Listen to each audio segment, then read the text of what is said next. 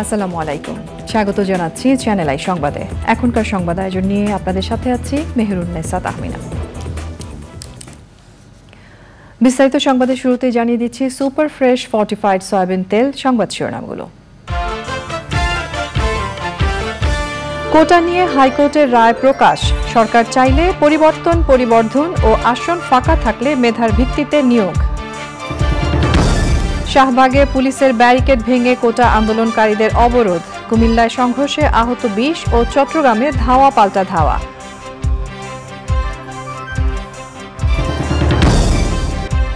কোটা সংস্কার আন্দোলনের নামে অরাজকতা করলে ব্যবস্থার ঘোষণা। জানমালের ক্ষয়ক্ষতি হলে কড়া পদক্ষেপের হুঁশিয়ারি। পিএসসির প্রশ্ন ফাঁসে জড়িতদের গ্রেফতারে সিআইডির অভিযান অব্যাহত। দোষী সাব্যস্ত হলে সর্বোচ্চ 10 বছরের সাজা।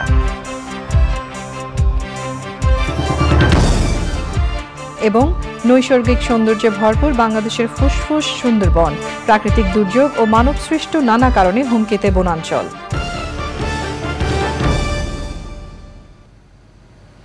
এছাড়াও নিটোল টাটা বিশেষ সংবাদে যা থাকছে।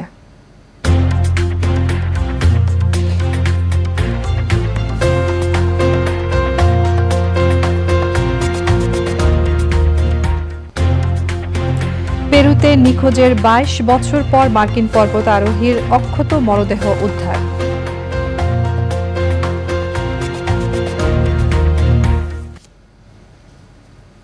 সংবাদ শিরোনামগুলো জানাচ্ছিলাম। এখনকার এই সংবাদ আয়োজন একই সঙ্গে চ্যানেল আই এর ইউটিউব চ্যানেলে এবং চ্যানেল আই এর ওটিটি প্ল্যাটফর্ম আই স্ক্রিনে লাইভ স্ট্রিম হচ্ছে। এবার যাচ্ছে বিস্তারিত প্রসঙ্গে। সরকারি চাকরিতে কোটা সংস্কারের দাবিতে শিক্ষার্থীরা যখন রাজপথের আন্দোলনে, তখনই বৃহস্পতিবার বিকালে হাইকোর্টের রায় প্রকাশিত হয়েছে। রায়ে বলা হয়েছে, সরকার চাইলে কোটা পদ্ধতির পরিবর্ধন করতে পারবে। একই সাথে আদালত বলেছেন, কোটা পূরণ না হলে মেধার ভিত্তিতে নিয়োগ দেয়া যাবে। বিচারপতি কে এম কামরুল কাদের ও বিচারপতি খিজির হায়াতের বেঞ্চ এই রায় দেন।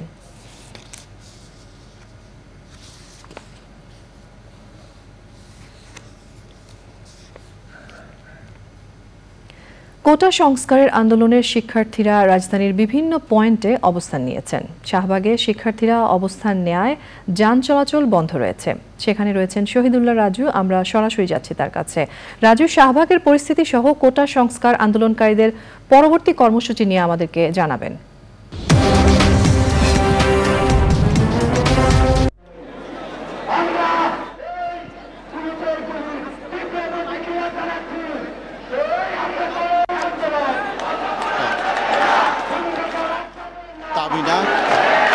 সরকারি চাকরিতে নিয়োগে কোটা সংস্কারের দাবিতে আন্দোলনরত শিক্ষার্থীরা তারা শাহবাগ মোড়ে অবস্থান নিয়েছে।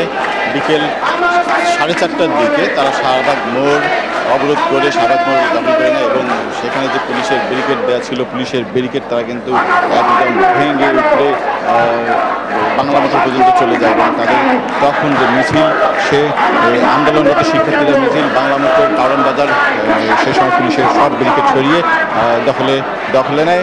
এরপর আবার তারা শাহবাগ চত্বরে অবস্থান নিয়েছে, সেসব মসজিদে শাহবাগ চত্বরে অবস্থান নিয়েছে এবং শিক্ষার্থীরা তাদের যে দাবি, তারা বলছে যে মামলাটি বিচারাধীন থাকা অবস্থায় তাদের যে দাবিতে তারা নির্বাহী বিভাগ থেকে যেন সংসদে আইন পাশ করে স্থায়ীভাবে কোটা পদ্ধতির সংস্কার করা হয় এবং ন্যূনতম অনগ্রসর জনগোষ্ঠীর জন্য একটা ন্যূনতম পর্যায়ে কোটা যেন রাখা হয়। এবং তারা আজকে আরও বিক্ষুব্ধ ছিল এবং পুলিশকে এক প্রকার জোর করেই মুহূর্তের মধ্যেই সরিয়ে দিয়েছে।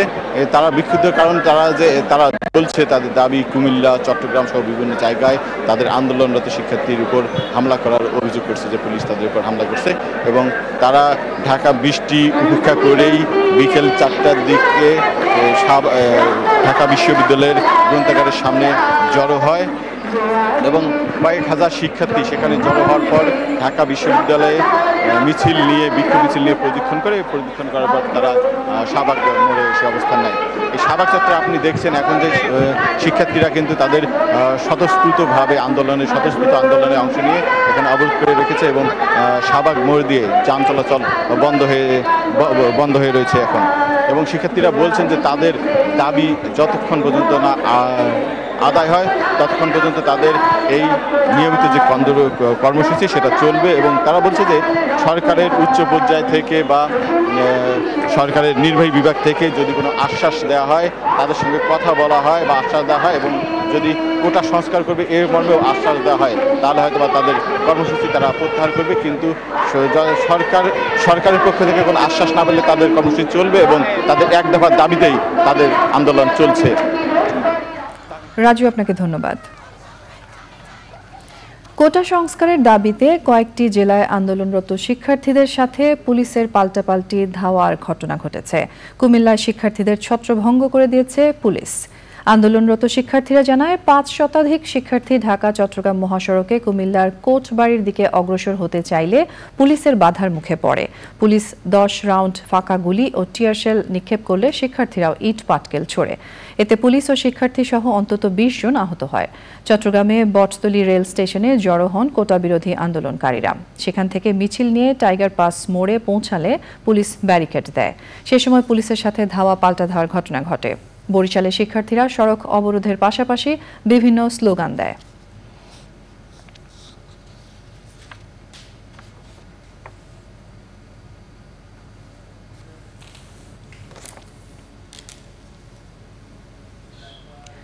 প্রধান বিচারপতি ওবায়দুল হাসান বলেছেন, কোটা নিয়ে আন্দোলনকারী শিক্ষার্থীদের জন্য আদালতের দরজা খোলা আছে।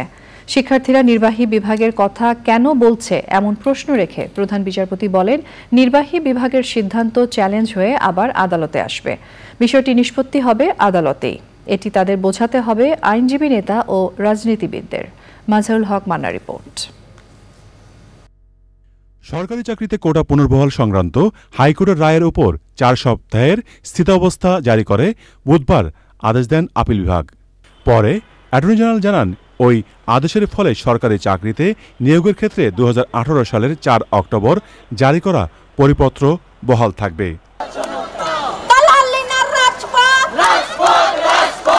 এরপরও আন্দোলন অব্যাহত রাখে শিক্ষার্থীরা। এ অবস্থায় দুর্নীতি সংক্রান্ত এক মামলার শুনানিতে কোটা নিয়ে আন্দোলন সম্পর্কে মন্তব্য করেন প্রধান বিচারপতি। মাননীয় প্রধান বিচারপতি এটাও উল্লেখ করছেন, যারা কোটা বিরুদ্ধে আন্দোলন করছেন, হ্যাঁ, তারা আদালতে আসুক, তারা আদালতে এসে তাদের কথাগুলি বলুক। আদালতের দরজা সবার জন্য খোলা, সে আন্দোলনকারী হোক আর রাস্তার ভিখারি হোক, প্রত্যেকের জন্য আদালতের দরজা খোলা। কাজেই আদালতে এসে তাদের গ্রিভান্স, তাদের অভিযোগগুলি তাদের বলুক। তারা শুধু বলছে নির্বাহী বিভাগকে। নির্বাহী বিভাগ যদি কোনো আদেশ দেয় তাহলে তো সেটা আবার আদালতে আসবে এবং সেটা আবার লিটিগেশন বাড়বে। এই জন্য মাননীয় প্রধান বিচারপতি গুরুত্ব দিয়েছেন, মানে আদালতের দরজা সবার জন্য খোলা। কোটা নিয়ে সব শ্রেণী পেশার মানুষের ভূমিকা আছে তা স্মরণ করিয়ে দেন তিনি। মাননীয় প্রধান বিচারপতি আমাকে উদ্দেশ্য করে বলেছেন যে আপনি বারের নেতা, একইভাবে আমি একজন রাজনৈতিক কর্মী। উনি বলেছেন যে আপনারা রাজনৈতিক কর্মী এবং আপনি পেশাজীবীদের নেতা হিসেবে আপনারও দায়িত্ব আছে যারা আন্দোলন করছেন কোটা, তাদেরকে বোঝানোর জন্য যে আলটিমেটলি পুরো বিষয়টি আদালতের সামনে আসবে এবং আদালতের মাধ্যমে নিষ্পত্তি হবে। জনপ্রশাসন মন্ত্রণালয় জারি করা পরিপত্রের বৈধতা চ্যালেঞ্জ করে ২০২১ সালে রিট করলে শুনানি শেষে গত ৫ জুন রায় দেন হাইকোর্ট। এই রায় স্থগিত চেয়ে রাষ্ট্রপক্ষ ও ২ শিক্ষার্থী আবেদন করে। মাজহারুল হক মান্না, চ্যানেল আই, ঢাকা। আওয়ামী লীগ সাধারণ সম্পাদক ওবায়দুল কাদের বলেছেন, কোটা সংস্কার আন্দোলনকে কেন্দ্র করে বিএনপি সরকার বিরোধী আন্দোলনের খায়েশ পূর্ণ হতে দেয়া হবে না। সংবাদ সম্মেলনে তিনি হুঁশিয়ার করেছেন, আন্দোলন ঘিরে অরাজকতা করতে চাইলে আইনি ব্যবস্থা নেওয়া হবে।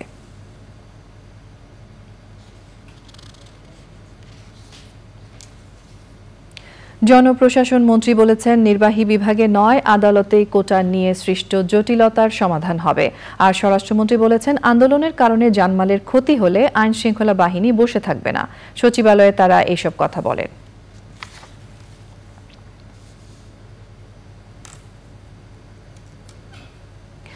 আদালতের চূড়ান্ত রায় পর্যন্ত অপেক্ষা না করে বিচারিক প্রক্রিয়ায় পক্ষভুক্ত হয়ে নিজেদের বক্তব্য তুলে ধরে আন্দোলনের খেলায় মেতেছে কিছু শিক্ষার্থী। এমন মন্তব্য করে ছাত্রলীগ নেতারা বলেছেন, জনজীবন বিপন্ন করা কোটা আন্দোলনের মধ্যে কোনো স্মার্টনেস নেই। মোস্তফা মল্লিকের রিপোর্ট। ঢাকা বিশ্ববিদ্যালয়ের মধুর ক্যান্টিনে ছাত্রলীগের সংবাদ সম্মেলন। বাংলা ছাত্রলীগ সবসময় শিক্ষার্থীদের যে কোনো ভালো কিছুর সাথে ছিল, ভালো কিছুর সাথে আছে, ভালো কিছু থাকবে। শিক্ষা প্রতিষ্ঠানে একাডেমিক পরিবেশ অব্যাহত রাখা, জনদুর্ভোগ তৈরি না করে ক্লাস পরীক্ষায় ফিরে আসা এবং কোটা ইস্যুর যৌক্তিকতা নিয়ে কথা বলেন ছাত্রলীগ নেতারা। যৌক্তিক, অন্তর্ভুক্তিমূলক, যুগোপযোগী এবং টেকসই সমাধান আমরা প্রত্যাশা করছি। এবং বিভিন্ন পরিসংখ্যান তুলে ধরে ছাত্রলীগ সভাপতি বলেন, সব ক্ষেত্রে সমতা ফিরে না আসায় এখনো কোটার যৌক্তিকতা আছে। কোটা না মেধা, এটি অন্তর্ভুক্তিমূলক সমাজ ব্যবস্থার সঙ্গে সঙ্গতিপূর্ণ কোনো রাজনৈতিক উচ্চারণ নয় বলে আমরা মনে করি। আমরা অবশ্যই সমতা চাই, আমরা অবশ্যই বৈষম্য নিরসন চাই, আমরা অবশ্যই সুযোগের সমতা চাই, অবশ্যই আমরা মেধাভিত্তিক কর্মসংস্থান চাই এবং একই সঙ্গে অনগ্রসর জনগোষ্ঠীর প্রতি, পিছিয়ে পড়া জনগোষ্ঠীর প্রতি যে সংবেদনশীলতা থাকা প্রয়োজন রাষ্ট্রীয় অঙ্গীকারে, আমরা সেটির প্রতিফলন আমরা দেখতে চাই। এই আন্দোলনের ফায়দা নিতে বিএনপি জামাত মদত দিচ্ছে বলে যুক্তি উপস্থাপন করা হয় সংবাদ সম্মেলনে। আজকে আমরা দেখতে পাচ্ছি যে শিক্ষার্থীদের এই আন্দোলনকে ভিন্ন খাতে প্রবাহিত করার জন্য বিএনপি জামায়াত গোষ্ঠী, যেই বিএনপি জামায়াত গোষ্ঠী তরুণ প্রজন্মের স্থায়ী শত্রু, যেই বিএনপি জামায়াত গোষ্ঠী তরুণ প্রজন্মের স্বপ্ন নিয়ে ছিনিমিনি খেলেছে, তারা আজকে এই আন্দোলনে সংহতি প্রকাশ করার জন্য চেষ্টা করছে। কোটা ইস্যুতে শিক্ষার্থীদের আন্দোলন পর্যবেক্ষণ করা হচ্ছে উল্লেখ করে নেতারা বলেন, সমাজ ও শিক্ষা ব্যবস্থাকে জিম্মি করার যে কোনো অপচেষ্টা রুখে দেবে Chhatra League. Mostafa Mallik, channel I, Dhaka. Public service commission PSC প্রশ্নপত্র ফাঁস চক্রের সঙ্গে জড়িতদের গ্রেফতারে অভিযান অব্যাহত রেখেছে সিআইডি। সিআইডির মিডিয়া উইং জানিয়েছে, প্রশ্নপত্র ফাঁস নিয়ে তদন্ত চলছে। এ বিষয়ে পরে সংবাদ সম্মেলন করে গণমাধ্যমকে বিস্তারিত জানানো হবে। ইতোমধ্যে বিসিএস সহ 30টি নিয়োগ পরীক্ষার প্রশ্ন ফাঁসের অভিযোগে ঢাকা সহ দেশের বিভিন্ন স্থানে অভিযান চালিয়ে পিএসসি চেয়ারম্যানকে সাবেক গাড়ি চালক সৈয়দ আবেদ আলী, পিএসসির উপপরিচালক আবু জাফর ও জাহাঙ্গীর আলম, সহকারী পরিচালক আলমগীর কবির সহ 17 জনকে গ্রেফতার করেছে সিআইডি। সরকারি কর্ম কমিশনের বিধি অনুযায়ী মামলায় দোষী সাব্যস্ত হলে সর্বোচ্চ 10 বছরের সাজা হতে পারে।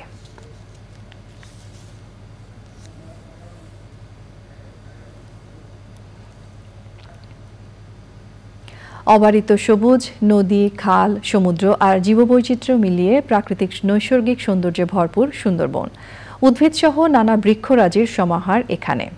রামসার সাইট হিসেবে খ্যাত সুন্দরবন বন্য প্রাণীর আবাসস্থল, পুষ্টি উৎপাদক, দুর্যোগ প্রতিরোধক, সেই সাথে পর্যটন কেন্দ্র।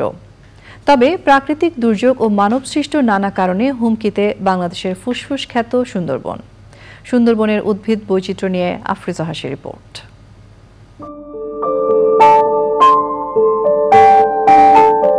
বাংলাদেশের দক্ষিণ পশ্চিমাঞ্চলে বঙ্গোপসাগরের কোল ঘেঁষে গড়ে ওঠা সুন্দরবন, যার মোট আয়তনের 60% বাংলাদেশে। একাধিক মতবাদ প্রচলিত থাকলেও সুন্দরী গাছের প্রাচুর্যের কারণেই এই বনের নাম হয়েছে সুন্দরবন। পানিতে লবণাক্ততার পরিমাণ, মিঠা পানি প্রবাহের মাত্রা এবং ভূপ্রকৃতির ভিন্নতার কারণে সুন্দরবনের উদ্ভিদ দেশের অন্যান্য এলাকার উদ্ভিদসমূহ থেকে আলাদা। নরম কাদামাটিতে জন্মালেও ঠেসমূলের সাহায্যে প্রবল বাতাস এবং জোয়ার ভাটার স্রোতেও সহজেই টিকে থাকতে পারে এসব উদ্ভিদ। বনের প্রায় সব গাছই লবণ সহিষ্ণু।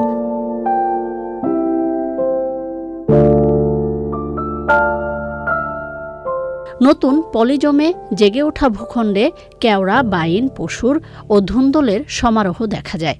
শুধু টিকে থাকার দিক থেকেই নয়, ফুল, ফল, পাতার দিক থেকেও ভিন্ন ও বৈচিত্র্যময় এসব বৃক্ষ। সুন্দরবনের সবচেয়ে পরিচিত উদ্ভিদ গোলপাতা। ঘরের ছাউনিতে ব্যবহারের পাশাপাশি এই গাছের রস থেকে পাওয়া যায় সুস্বাদু ও পুষ্টিকর গুড়। হানি প্ল্যান্ট হিসেবে খ্যাত খলসি গাছের মধু উন্নত মানের ও খ্যাতিসম্পন্ন।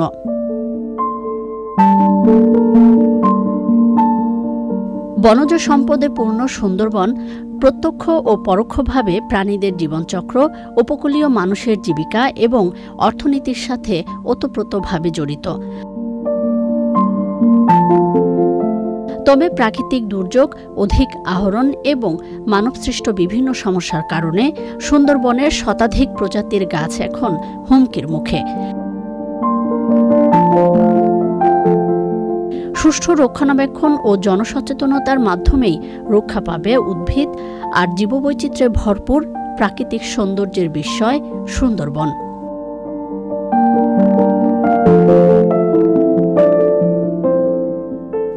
আফরোজা হাসি, প্রকৃতি ও জীবন ডেস্ক, চ্যানেল আই। সুন্দরবনের উদ্ভিদ বৈচিত্র্য নিয়ে বিশেষ পর্ব দেখবেন আজ রাত 10:15 প্রকৃতি ও জীবন অনুষ্ঠানে। যাচ্ছি পরের সংবাদে। 3 দিনের চীন সফর শেষে দেশে ফিরেছেন প্রধানমন্ত্রী শেখ হাসিনা। চীনের প্রধানমন্ত্রী লি কিয়াংয়ের আমন্ত্রণে সে দেশে দ্বিপাক্ষিক সফর শেষে বেইজিং থেকে ঢাকা ফিরেছেন প্রধানমন্ত্রী ও তার সফরসঙ্গীদের বহনকারী বিমান বাংলাদেশ এয়ারলাইন্সের বিশেষ ফ্লাইট বুধবার রাত 12:30টায় ঢাকার হযরত শাহজালাল আন্তর্জাতিক বিমানবন্দরে অবতরণ করে। বেইজিংয়ে প্রধানমন্ত্রী 8 থেকে 10 জুলাই পর্যন্ত অবস্থানকালে চীনের প্রেসিডেন্ট শি জিনপিং এর সাথে দ্বিপাক্ষিক বৈঠক করেন এবং প্রধানমন্ত্রী লি কিয়াং এর সাথে প্রতিনিধি পর্যায়ের দ্বিপাক্ষিক বৈঠক সহ দুই দেশের মধ্যে 21টি সমঝোতা স্মারক সই হয়। প্রিয় দর্শক, সংবাদের এ পর্যায়ে আমরা নিয়ে নিচ্ছি একটা বিরতি এবং বিরতির পর আরও যা থাকছে। গাজা ত্যাগ করার সময় বাসিন্দাদের লক্ষ্য করে ইসরায়েলি সেনাদের গুলি, হামলার মধ্যে যুদ্ধবিরতির আলোচনা কার্যকর হবে না মন্তব্য।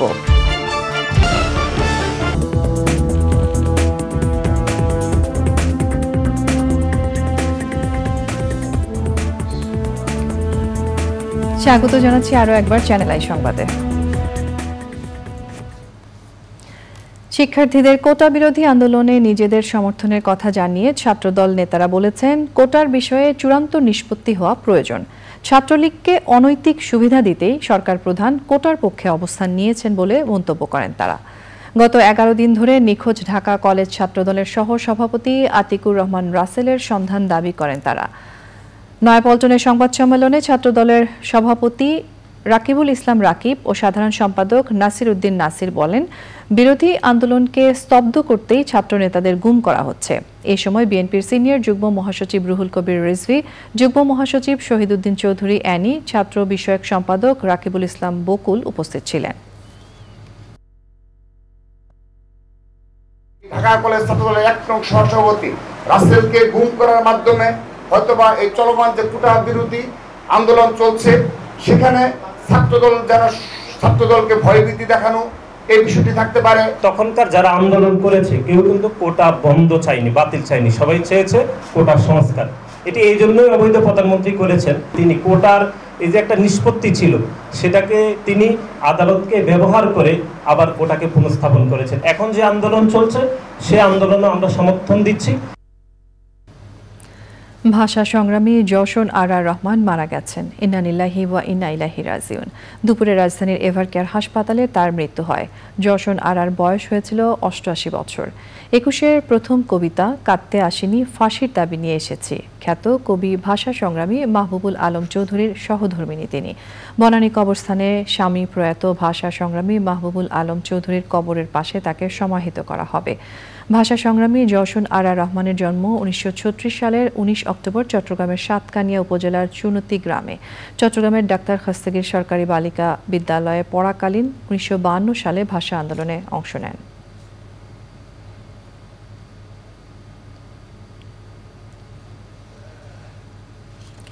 বাসিন্দাদের গাজা ছেড়ে যাওয়ার নির্দেশের মাঝে ইসরায়েলি সেনাবাহিনী হামলা চালাচ্ছে বলে অভিযোগ করেছে অবরুদ্ধ ফিলিস্তিনিরা। গাজাবাসী বলছে এখনও প্রায় 3 লাখ ফিলিস্তিনি গাজায় রয়েছে, কিন্তু তারা গাজা ত্যাগ করার সময় ইসরায়েলি সেনারা গুলি করে হত্যা করছে। অব্যাহত ইসরায়েলি হামলায় আরও 50 ফিলিস্তিনি নিহত হয়েছে। গত 7 অক্টোবর থেকে এখন পর্যন্ত নিহতের সংখ্যা দাঁড়িয়েছে 38,345 জনে। ইসরায়েল বলছে হামাসকে সমর্থন দিয়ে লেবানন থেকে সশস্ত্র গোষ্ঠী হিজবুল্লাহ ইসরায়েলের উত্তরে ড্রোন হামলা চালিয়েছে। এদিকে গাজায় যুদ্ধবিরতি নিয়ে কাতারের দোহায় আবারও আলোচনা শুরু হচ্ছে। তবে অব্যাহত হামলার মধ্যে যুদ্ধবিরতির আলোচনা কার্যকর হবে না বলে মন্তব্য করেছেন বিশেষজ্ঞরা। এবারে রয়েছে আইস্ক্রিন সাংস্কৃতিক সংবাদ।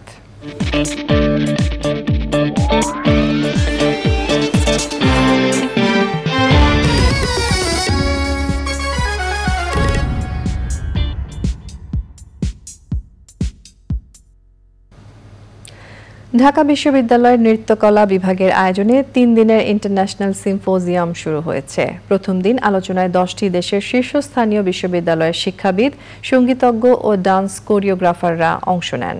সুলতানা হিমুর রিপোর্ট। The climate crisis and its impact on the arts শিরোনামে আলোচনা দিয়ে শুরু হলো তৃতীয় international symposium. Bangladesh Asiatic Society মিলনায়তনে সিম্পোজিয়ামে 10টি দেশের 63 জন অংশ নেন। তাদের মধ্যে 44 জন বিদেশি অতিথি। বাংলাদেশ থেকে অংশ নেন 19 জন। বিশ্বের শীর্ষস্থানীয় বিশ্ববিদ্যালয়ের শিক্ষাবিদ, সঙ্গীতজ্ঞ ও ডান্স কোরিওগ্রাফাররা সিম্পোজিয়ামে জলবায়ু সংকটের কারণে শিল্পচর্চায় প্রভাব নিয়ে আলোচনা করেন।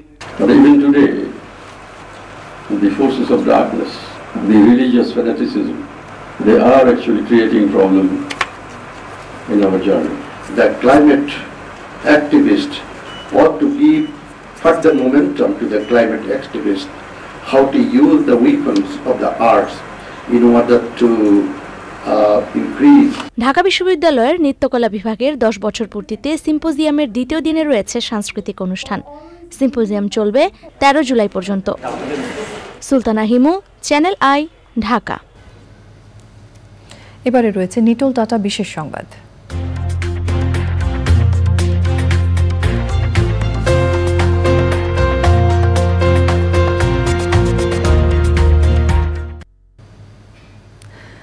দুই সালে পেরুর বরফে আবৃত হুয়াসকারান পর্বতে আরোহণ করতে গিয়ে নিখোঁজ হন মার্কিন পর্বতারোহী উইলিয়াম স্টামফল। এরপর কেটে গেছে 22 বছর। গত সোমবার তুষারের নিচে চাপা পড়া অবস্থায় স্টামফলের অক্ষত মরদেহ উদ্ধার করে পেরুর পুলিশ। ঠান্ডার মধ্যে থাকায় স্টামফলের মরদেহ, পরনের পোশাক, সাজসজ্জা, পায়ের জুতা অক্ষত রয়েছে। স্টামফলের পাসপোর্ট সঙ্গে থাকায় তাকে শনাক্ত করতে পেরেছে পুলিশ। জলবায়ু পরিবর্তনের প্রভাবে বরফ গলে যাওয়ায় এই পর্বতারোহীর মরদেহ দৃশ্যমান হয়।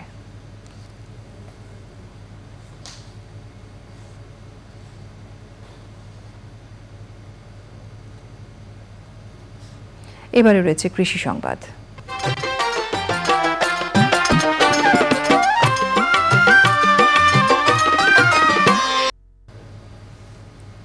পরপর 3 দফা বন্যায় সর্বশান্ত সিলেটের কৃষক।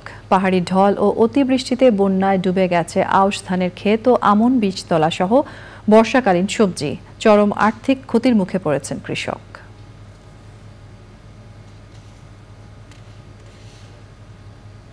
প্রকৃতি সংবাদ।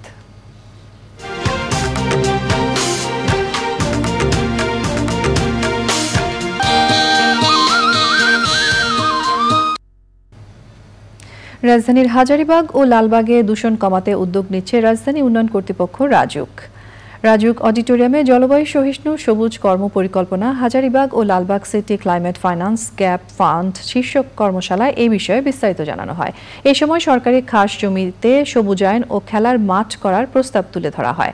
তবে শুধু পরিকল্পনায় সীমাবদ্ধ না থেকে দ্রুত কাজ করার তাগিদ দেন গৃহায়ন ও গণপূর্ত মন্ত্রী ম ওবায়দুল মুক্তাদির চৌধুরী।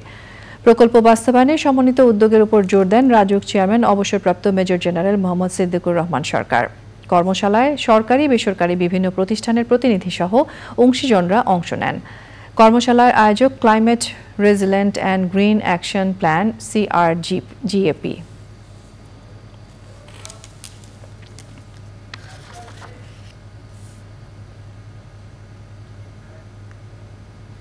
সংবাদে এরই সঙ্গে আমরা নিয়ে নিচ্ছি আরও একটা বিরতি, এবং বিরতির পর খেলার খবরে যা থাকছে। কোপা আমেরিকায় উরুগুয়েকে 1-0 গোলে হারিয়ে ফাইনালে কলম্বিয়া। 15 জুলাই। স্বাগত জানাচ্ছি আরও একবার চ্যানেল আই সংবাদে। গাইবান্ধায় প্রধান 3টি নদীর পানি নতুন করে বৃদ্ধি পেয়েছে। সিরাজগঞ্জে আবারও বেড়েছে যমুনা নদীর পানি। কুড়িগ্রামে বন্যা পরিস্থিতির উন্নতি হয়েছে।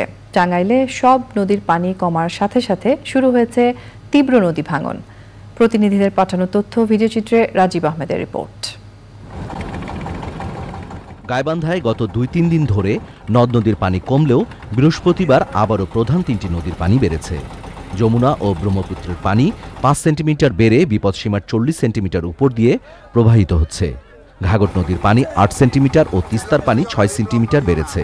জেলা সদর, সুন্দরগঞ্জ, ফুলছড়ি ও সাঘাটার উপজেলার 26টি ইউনিয়নের অন্তত 37,000 পরিবার পানিবন্দী রয়েছে।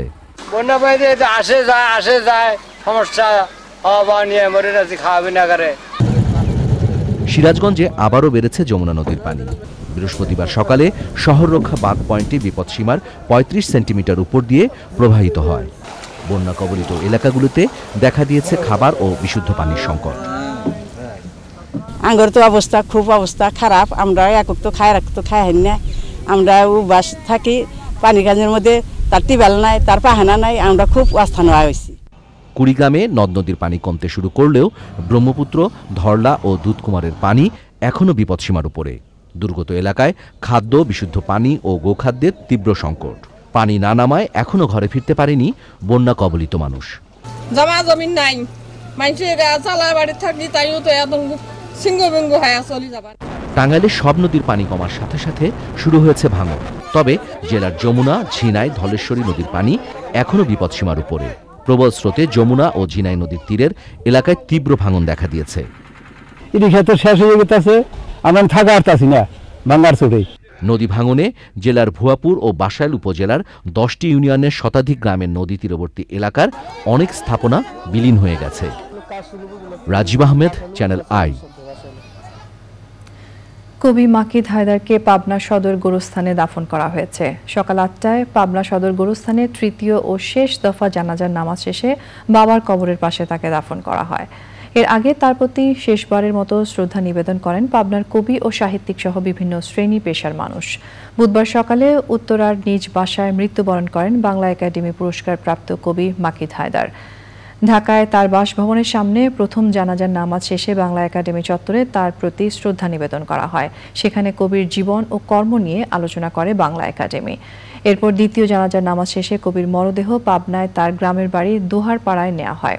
পাবনার মুক্তিযোদ্ধা রফিকুল ইসলাম বকুল স্বাধীনতা চত্বরে কবি মাকিদ হায়দারের প্রতি সর্বস্তরের মানুষ শ্রদ্ধা নিবেদন করেন। এবারে রয়েছে খেলার খবর।